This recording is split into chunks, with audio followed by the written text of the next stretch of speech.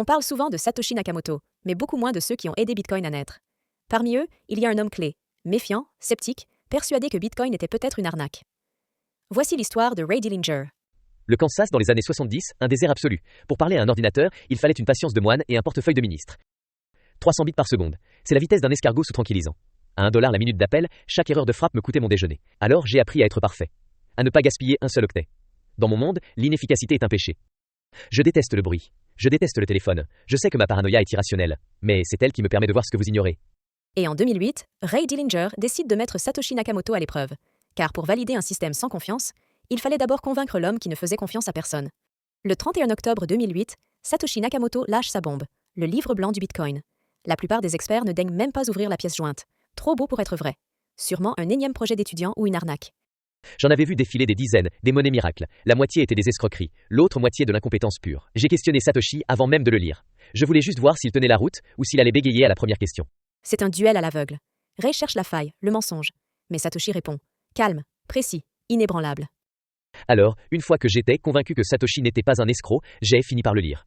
Vraiment le lire. Et là j'ai pris une claque. Ce n'était pas une énième banque privée déguisée. Dans son système, il n'y avait aucun rôle de confiance. Personne n'était aux manettes. L'arnaque était structurellement impossible. Mais pour Ray, il y a un problème. Un énorme problème. Pour que Bitcoin fonctionne, Satoshi veut que chaque utilisateur reçoive chaque transaction. Pour Ray, c'est une hérésie.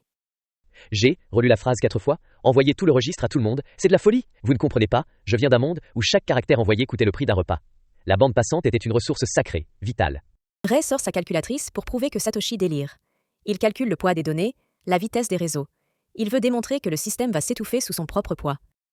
Mes calculs disaient que c'était impossible, mais moins impossible que je ne le pensais. Si les gens acceptaient de ne plus compter les octets, si la bande passante devenait gratuite, alors, par miracle, ça pouvait marcher. Pour moi, c'était comme si la gravité changeait de sens. Le code était propre, jusqu'à ce que je tombe sur les nombres flottants. La pire erreur qu'un développeur puisse commettre avec de l'argent. Pour un ordinateur, 0,1 n'existe pas vraiment. C'est une approximation. Dans un jeu vidéo, on s'en fiche. Dans une banque, c'est un désastre. Des centimes qui disparaissent. Des comptes qui ne tombent jamais juste. C'est la cause des plus gros bugs de l'histoire. J'ai paniqué, c'est l'erreur de débutant par excellence. On n'utilise pas de virgule pour compter de l'or. Je voulais hurler. Je voulais des nombres entiers, solides, incassables. Mais Satoshi n'est pas un débutant.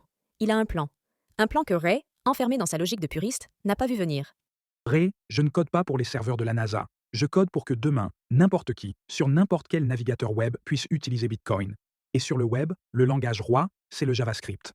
Et le JavaScript ne connaît que les nombres à virgule. Le risque est mortel.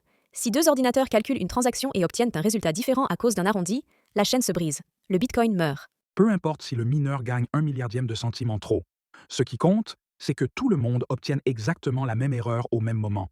La cohérence est plus importante que la perfection. Ray ne lâche pas l'affaire. Si Satoshi veut jouer avec le feu des nombres flottants, Ray va vérifier chaque étincelle. Je l'ai passé au peigne fin. Est-ce qu'il multiplie avant de diviser? Non. Est-ce qu'il mélange des gros et des petits chiffres? Non. Est-ce qu'il compare des nombres réels entre eux? Non. J'ai cherché la moindre faille, le moindre bug de compilateur. Rien. Je n'ai strictement rien trouvé. Aucune erreur de méthode. Aucune. Satoshi a réussi l'impossible. Il a dompté l'aléatoire. Pour que le code de Bitcoin fasse une erreur d'arrondi, il faudrait déplacer 21 millions de Bitcoin d'un coup. C'est mathématiquement blindé. Je n'étais pas le premier paranoïaque à passer sur ce code, quelqu'un avant moi avait eu une dévotion obsessionnelle, maniaque, presque effrayante pour la précision. C'est du bon boulot? Bon, les nombres entiers auraient quand même été plus propres. Au milieu du chaos mathématique des nombres à virgule, il y a un troisième joueur, Hal Finney. Pour Ray, Hal, c'est le rival des années 90. L'activiste politique qui l'agaçait sur les forums avec ses grands discours sur la liberté. Hal était Hal, un idéaliste, un croyant. À l'époque, je pensais qu'il était juste bruyant. Avec le recul, je réalise que c'est moi qui avais besoin de leçons d'humanité. Mais ce jour-là, on ne parlait pas de politique. On parlait de survie. Hal n'a pas peur des nombres flottants. Pourquoi? Parce qu'il a déjà codé PGP, le système de cryptographie le plus utilisé au monde. Il sait dompter l'invisible. Le visionnaire, le paranoïaque et l'idéaliste autour d'une seule question. Jusqu'où peut-on diviser un bitcoin?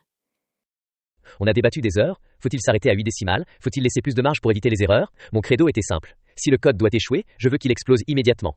Pas d'erreur silencieuse. Pas de centimes fantômes. Regardez ce trio improbable. Satoshi, l'architecte. Il voit le monde en 2030. Il veut que Bitcoin soit partout, même dans votre navigateur web. Il accepte l'imperfection pour garantir l'adoption. Hal, le cœur.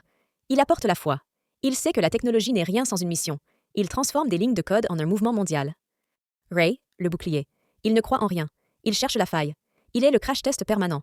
Il s'assure que la machine est indestructible, même si elle est pilotée par des imbéciles ou des escrocs. On a fini par valider ce code. Il était parfait. Enfin, aussi parfait qu'on puisse l'être avec ses fichus nombres à virgule. Hal et moi avons tout passé au crible. Le résultat est là. Le Bitcoin ne se trompera jamais d'un seul Satoshi.